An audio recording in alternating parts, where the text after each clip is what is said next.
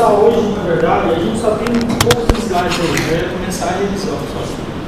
Acho que se o pessoal perder, vou passar para vocês então só os slides que estão faltando aqui, que é os 10 slides só sobre alguns medicamentos, tá? E aí na próxima aula então a gente começa a fazer a revisão, porque se o pessoal perder, vai enrolar aí.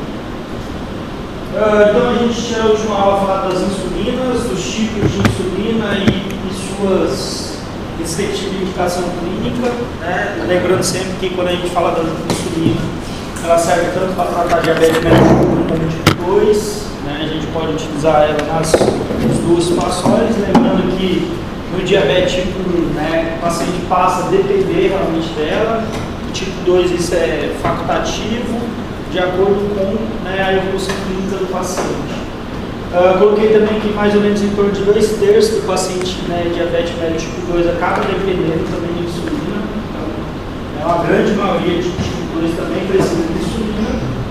E no diabetes gestacional, em razão dos efeitos colaterais, dos medicamentos, a insulina também, né, depois da dieta, de tentar adequar a glicose da paciente gestante com a dieta, caso não consiga, a insulina passa para ser a primeira opção. Quando a gente pensa em diabetes mellitus tipo 2, aí vem os fármacos.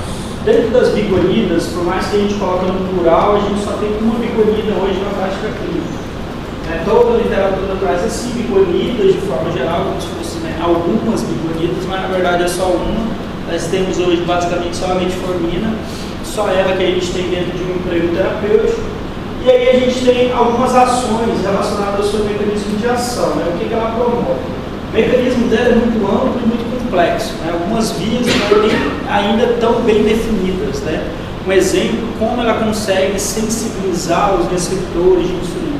Então, na verdade, a gente nem tudo que a metformina traz de resposta é bem conhecido, mas a literatura pontua alguns pontos importantes. Exemplo, a redução da produção da glicose, hepática via gliconeogênese, que está aumentada de maneira acentuada no diabetes mellitus tipo 2, então ela reduz a produção de glicose hepática, o aumento da captação de glicose e a utilização do músculo esquelético, então ela consegue aumentar essa captação de glicose, por isso que a glicose tende a declinar, né?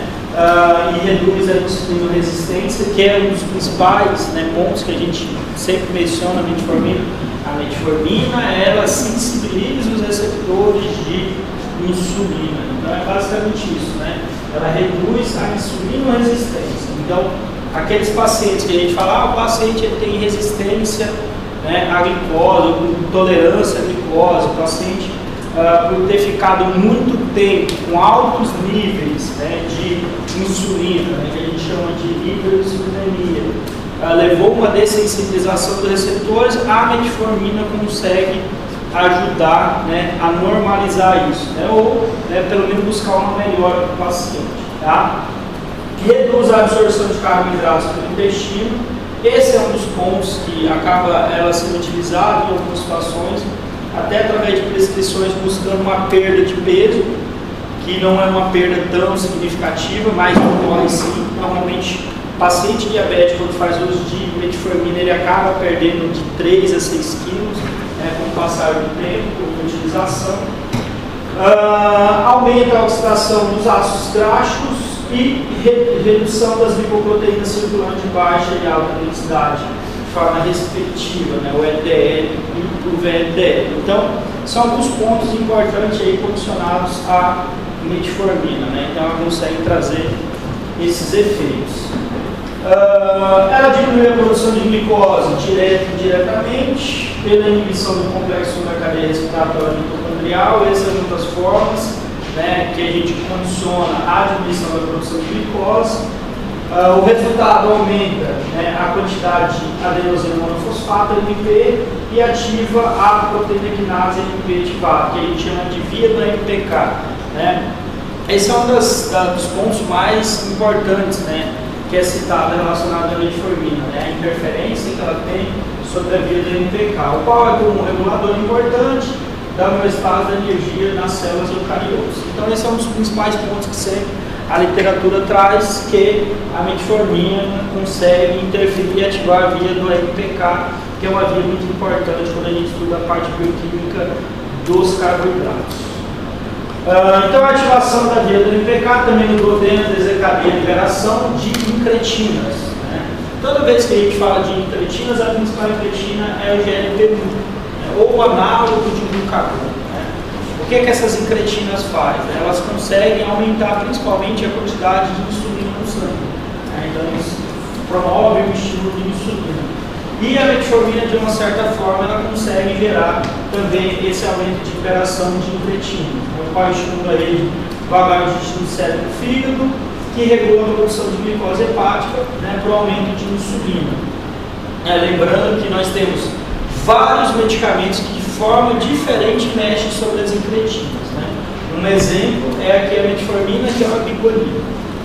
Outro exemplo que a gente tem, né, relacionado lá às gliptinas, também interfere na via do GLP principalmente. E nós temos os análogos de GLP, né, que é a própria liraglutida, semaglutida, que no caso Ozempic, Victoza, né, eles também interferem sobre essa via. Então também vão interferir nas incretinas. Coloquei dois exemplos aqui para a gente em relação ao que a gente tem como alternativa, né, formas farmacêuticas, apresentação. Ali em cima o Glifage, da marca Merck, é o mais conhecido, né, porque é o referência. Tá? E ali eu coloquei o XR justamente por acaso mesmo, para mostrar para vocês que hoje a gente tem tanto comprimidos normais, né, ou comprimidos revestidos, que a gente chama, e nós temos os comprimidos de liberação estendida, né, comprimidos de liberação modificada. Compensa, né, assim, o paciente ele gastar um pouquinho mais, se ele tiver acesso, para comprar um XR. Né? Então, na hora da consulta, é interessante passar logo de cara um XR no paciente, porque você diminui muito os efeitos colaterais gástricos, você traz uma meia-vida do medicamento bem melhor. Então, assim, normalmente o paciente que usa metformina, ele queixa muito de dor abdominal, de náusea, né, vômito e tudo mais, porque realmente ela traz um desconforto gástrico bem intenso, principalmente concentrações acima de 500 miligramas. E normalmente se usa acima de 500, né? É bem comum já começar a dose de 750, 850. Então, ainda mais 1 grama, né? 1 grama, nem todo paciente consegue ter uma boa tolerância a 1 grama de metformina. Então, o comprimido de liberação modificada ele ajuda nisso. Ele vai ter uma degradação mais retardada, ele vai ter uma absorção mais lenta e ele vai fazer um pico tão intenso que vai evitar tanto dessa questão dos efeitos gástricos. Então, além de você melhorar a cinética, você também diminui os efeitos colaterais. Tá? Professor, oi, uma dúvida. Eu tenho um tio que ele começou a tomar assim, recente, mas eu vai ter mais ou menos um mês que está tomando metformina. Ele iniciou com a metformina, depois fazer uma dieta totalmente assim, muito regrada, porque tudo que ele comia ele não ficava muito antigo, né? Tipo, a parte de metabolismo do trato gastrointestinal dele ficou muito lento. E aí eu queria saber se é um efeito adverso, efeito medicamento da metformina ou é secundário de alguma outra coisa? Ele está tendo problema. Tipo, o almoço normal que ele tinha, tipo, arroz, feijão e líquido, por exemplo. Ele tem que, por exemplo, diminuir muito, comer mais líquido, tipo, mais pastoso, porque não estava conseguindo digerir. Mas ele começou a tomar metformina, aí eu não sei se é por causa da metformina ou se é por causa da... Mas ele está tendo constipação? Constipação, tipo, ele não, tipo, é uma 3, 4 dias, 3, 4 horas. Cara, não é comum. Não é comum. Eu não peguei, não tinha pegado pacientes assim, não. Mas vamos colocar alguns efeitos, né? Constipação não tem isso, muito claro, constipação. É mais questão de náusea mesmo, até diarreia, né? Algumas pessoas trazem a alimentação gástrica e levam a diarreia. Agora, não é comum. Tem que ver, às vezes a dieta, né? A própria dieta dele, antes ele realmente não tinha nada, não tinha problema relacionado à constipação, né? Como é que está a dieta dele, o que ele quer, questão de fígado. Mas não é comum. Eu não lembro de ter pegado um paciente nesse sentido, tá? Ter esse tipo de alteração. Tá? Agora, o paciente reclamar que está com dor, né? Dor na região gástrica, o paciente reclamar que teve náusea e tudo mais, aí sim, tem bastante. Aí sempre normalmente o que a gente indica é usar a XR, que ela realmente traz né, uma adesão ao tratamento bem melhor. Aqui são as vias, né, relacionadas ao mecanismo. A metformina, como eu falei, que é bem complexo. A principal via de interferência é a via da MPK, né, porque é que regula totalmente se vai ou não haver glicose ou gliconeogênio. Como a gente fala, é uma via limitante do processo. Então ele acaba interferindo em via de beta-oxidação, interfere na questão de gliconeogênios. Então, assim, é um medicamento que interfere em várias vias, né? Diminui a absorção de carboidratos. Então, assim, muitas coisas que realmente ele interfere, não é uma via única, e tudo isso beneficia tanto no controle da glicemia, como também, né, na diminuição de absorção de carboidratos, e aí refletindo no peso, né, principalmente o paciente obeso vai ajudar também. Então, ela traz alguns efeitos bem significativos. As sulfonilureias também são fármacos bem interessantes, né, que a gente tem hoje um pouco menos usado, tá? Mas são medicamentos bem interessantes ainda. Normalmente, o início, na verdade, relacionado à sulfonilureia foi de forma casual, porque ela estava sendo utilizada dentro da classe normal que a gente conheceu lá das sulfonamidas, e para tratamento de uma infecção, né? E aí verificou-se que trazia uma hipoglicemia no paciente. Aí verificando, estudando, conseguiu isolar que realmente o medicamento aumentava a produção e secreção de insulina pelo pâncreas, porque interferia, né, em canais de potássio, de membrana, fazendo com que ocorra uma despolarização da membrana, entrada de cálcio, e esse cálcio fazia exostose nas vesículas com insulina. Então esse mecanismo foi conhecido, e aí a partir daí começou-se a utilização, a primeira geração das sulfonilureias, né, a primeira geração. Da primeira geração a gente quase não usa mais, por exemplo, clorprotamida quase não usa mais, tobutamida ainda utiliza, tá? Mas não é comum. Hoje a gente usa mais a segunda geração delas, que é a glibenclamida, né, e a glipizida, né, que são as mais usadas. Então a primeira geração não se usa muito. E em relação à relevância clínica, a gente vê o seguinte: pacientes diabéticos mellitus tipo 2, no início do diabetes mellitus tipo 2, ela traz uma resposta bem interessante. Diabetes mellitus tipo 1, nem pensar, e diabetes mellitus tipo 2, um estágio também bem mais avançado, que o paciente já tem um declínio grande de produção de insulina, também ela não traz muita vantagem. Então é mais mesmo no paciente diabetes mellitus tipo 2, aqueles pacientes de início de tratamento. Nesse tipo de situação, ela consegue ter uma boa resposta, consegue ajudar o paciente. Por quê? Porque ela vai aumentar os níveis séricos de insulina. Diferente lá da metformina, a metformina não tem nenhum dado que traga que a metformina pode levar um paciente a uma hipoglicemia. Então a metformina, ela normalmente não leva o paciente a ter uma hipoglicemia. Já as sulfonilureias pode, porque em razão do aumento da insulina, o paciente pode evoluir para uma hipoglicemia. Tá? Então são ações diferentes, né? Então ela consegue levar o paciente a ter uma hipoglicemia. Então hoje, como eu falei para vocês, a gente usa mais as de segunda geração, são mais utilizadas. A glibenclamida é a mais conhecida, tá? Ela está na RENAME, na Relação Nacional de Medicamentos Essenciais. É um medicamento aí que é uma primeira escolha, né, dentro das sulfonilureias, que também recebe o nome de fármacos secretagogos, né, ou secretores de insulina. Tá? Então eles também recebem esse nome.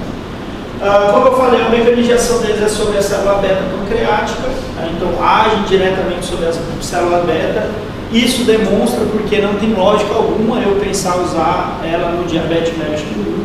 Eu preciso dessa célula funcionante, né? Eu preciso que a célula ela esteja funcionando para me estimular ela a produzir, né, a insulina. Então, se eu tenho um paciente que é uma doença autoimune e aí essa célula não tem funcionalidade, ou o paciente não produz mais insulina em função dessa doença autoimune, que é a diabetes mellitus tipo 1, então não tem por que eu querer estimular algo que não vai secretar. Então, por isso que não tem nenhum tipo de indicação de diabetes mellitus tipo 1. Tá? Em relação ao mecanismo de ação, interfere, como eu falei para vocês, nos canais de potássio. Tá? Interferir no canal de potássio, né, ele vai gerar, né, uma despolarização relacionada à membrana. vai abrir canais de cálcio e o cálcio vai entrar para dentro da célula. Né?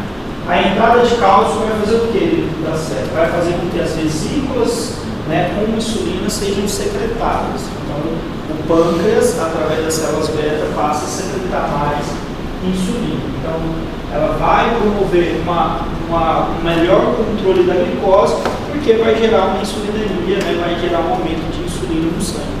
É isso que os medicamentos proporcionam. Então, o bloqueio da ativação dos canais de potássio, ATP pela sulfonilurease, causa despolarização da célula, entrada de cálcio, secreção de insulina. As sulfonilureas normalmente são bem toleradas, o efeito adverso mais comum é a hipoglicemia, o qual pode ser grave ou prolongado. A incidência é maior com fármacos de longa duração, um exemplo a clopropamida e a glibenclamida. E as menores incidências ocorrem com a tolbutamida. Okay? É melhor evitar o uso de glibenclamida no indivíduo idoso e nos pacientes que apresentam comprometimento renal, mesmo que leve, devido ao risco de hipoglicemia. Né? Por caso, imagine um paciente renal, né, paciente idoso. O paciente idoso é muito peculiar, o paciente renal, né, em questão de depuração de medicamento, porque ele também tem um comprometimento em razão da idade.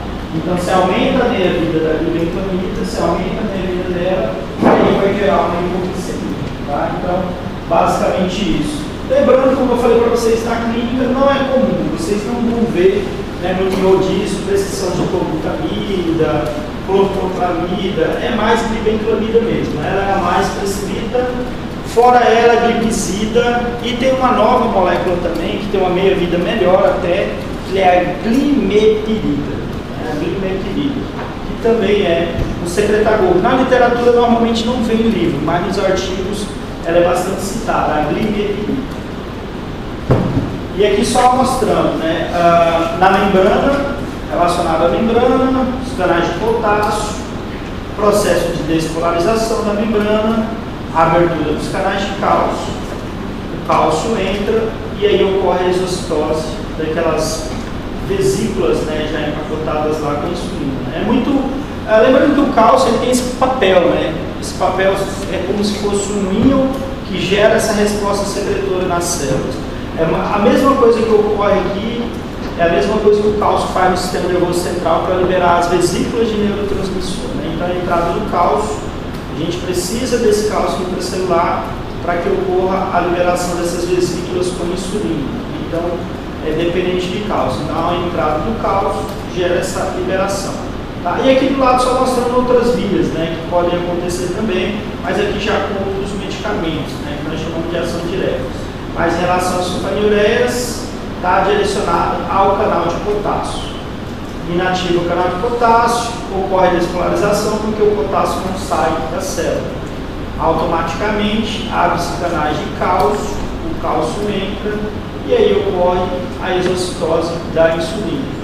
Aumento da insulina no sangue, mais insulina ocupando o seu receptor, mais canais glúteos na membrana, maior quantidade de glicose da célula. Então a sequência do evento é que a própria insulina faz. Né? Então o que eu tenho que entender? Como as sulfonilureias conseguem controlar a glicose do paciente? Através da ação da própria insulina. Né? Porque o efeito dela é aumentar a liberação de insulina. Então estimular a liberação de insulina. Okay?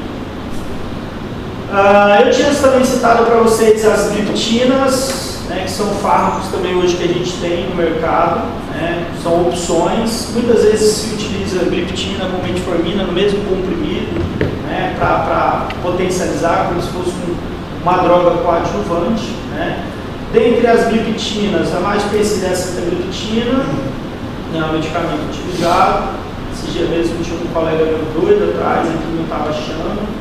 São fármacos sintéticos que inibem de forma competitiva, né, a DTP4, desse modo diminui a glicose no sangue ao potencializar as incretinas endógenas. À medida que se liga, né, de forma competitiva a esse alvo, vai fazer com que a gente aumente o que nós chamamos de incretinas. Né?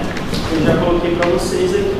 E das incretinas, o GLP-1 é o mais conhecido, né, que nós também chamamos de análogo de glucagon. Okay? Então, estimulando essas incretinas vai gerar um estímulo à secreção de insulina.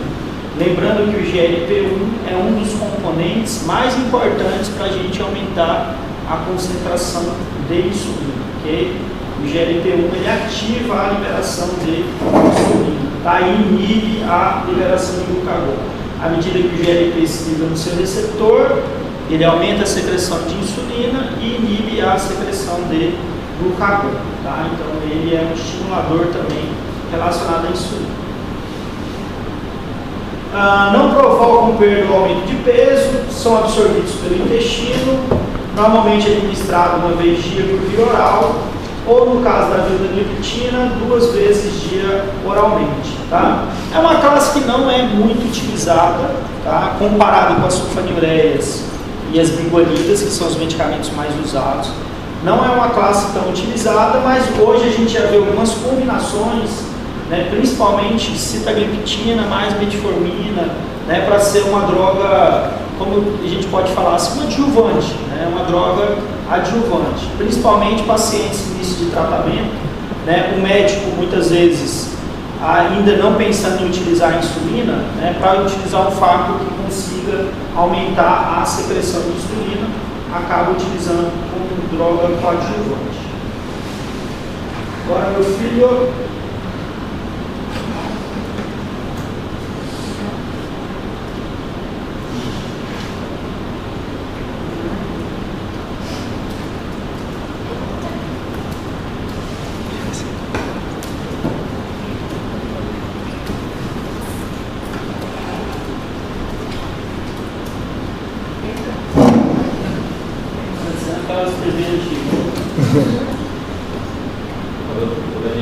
Na casa era só dar um táxi.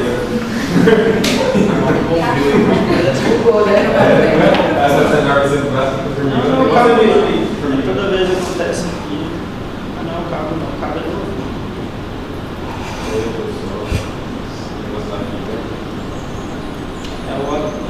Eu tô falando como é que eu tô computador mesmo. O coisa aqui, eu acho que ele Vai ficar notebook. toda vez, né, pessoal? Olha o design pra Deve ser um note para jogar. o design que a gente vê aqui.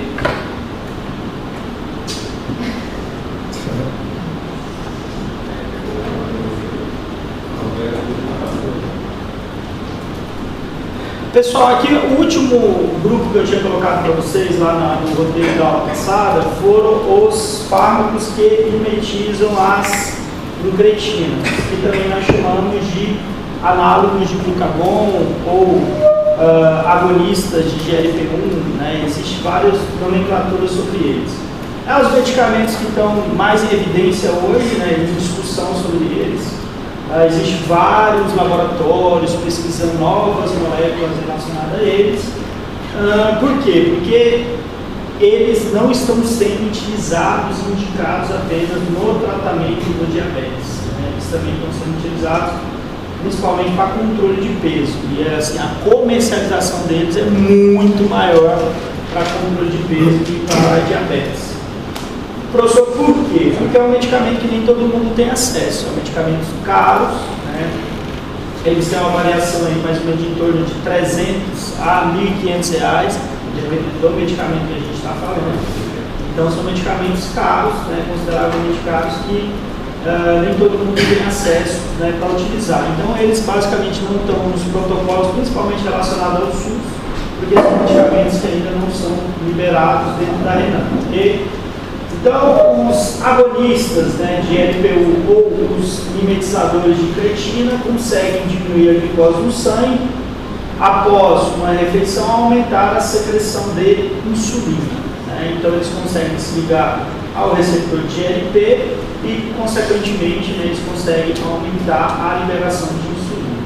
Eles reduzem a ingestão de alimentos pelo efeito na saciedade e estão associados de forma modesta à diminuição de peso, além de diminuírem a acumulação de gordura hepática. Dependendo do material que vocês pegarem, ele não vai citar essa questão de peso e nada mais. Se for livro, só os livros, as últimas edições. E se for artigo, tem que ser artigo dos últimos 3 anos, pelo menos aí. Porque senão não vai ter essas informações. Oi? O artigo tem a questão da gordura hepática, Isso, esteatose, né? Exatamente. Então, assim, novos materiais, a visão sobre esses medicamentos mudou muito nos últimos 3, 4, 5 anos. Tá? Existia muita controvérsia em relação ao uso deles, e aí, assim, agora já tem alguns materiais que dizem, mesmo a Sociedade Europeia dizendo que já tem um material, não lembro se foi na The Lancet, eu não lembro qual revista foi, que eles aumentam a probabilidade de câncer de pâncreas, mas aí está sendo avaliado, né? Então, mas é um medicamento que na comunidade europeia ainda tem muita restrição sobre esse pensamento dele no controle de peso, ok? Mas eles vêm sendo amplamente utilizados, por exemplo, principalmente o Ozempic, né? O Ozempic, que é a semaglutida, vem sendo bastante utilizado com esse perfil. Então, os agonistas de GLP-1 são administrados por via subcutânea, né? Normalmente eles vêm em canetas, eu acho que vocês já viram várias vezes, eu esqueci de colocar aí para vocês, mas eles vêm naquelas canetas, muito parecido com as canetas de insulina, tá? E dependendo, né, da biodisponibilidade de cada um é o tempo de duração. Pode ser utilizado uma vez ao dia, uma vez por semana e, obviamente, no tratamento de diabetes, de acordo com a glicemia do nosso paciente. Né? Então, dependendo da glicemia, vai ser aí a utilização da dosagem, né, e também o intervalo entre as doses. Nós temos dentro dos fármacos da primeira geração que veio, né? O mais conhecido é a liraglutida, né? Com o nome comercial Victoza. Ele foi capa, né? Nunca esqueça, a capa da Veja foi um grande boom, em 2009, 2010, ele ficou na capa da revista, medicamento, causava perda de peso, e aí foi uma loucura, né? Porque as pessoas que estavam usando ele na época para controle de diabetes não conseguiam medicamento. Chegava assim, 10 canetas na farmácia, não dava 10 minutos, não tinha mais nenhum. Então, assim, as pessoas que precisavam de diabetes, aí a Anvisa pensou em colocar ele até com retenção de receita para ver se freava, né? Foi maior burburinho, né? E aí ficou a liraglutida, bastante tempo. A hexanatida, né? No Brasil ela não emplacou muito, poucos laboratórios produziram, mas da primeira geração a liraglutida mesmo. Dos novos, mais recentes, o que a gente vê mais utilizado é a semaglutida, né? É realmente o Ozempic que vem sendo mais utilizado.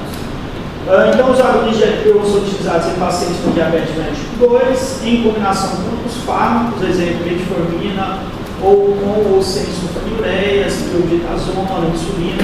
Então, são combinações que podem ser utilizadas, né, junto com outros fármacos aí para acompanhamento, principalmente diabetes tipo 2. Lembrando que toda vez que a gente fala dos medicamentos em si, né, tirando a insulina, diabetes tipo 2. Por isso que fica muito mais fácil a gente guardar a questão do tratamento. Gente. Diabetes tipo 1, insulina. Né?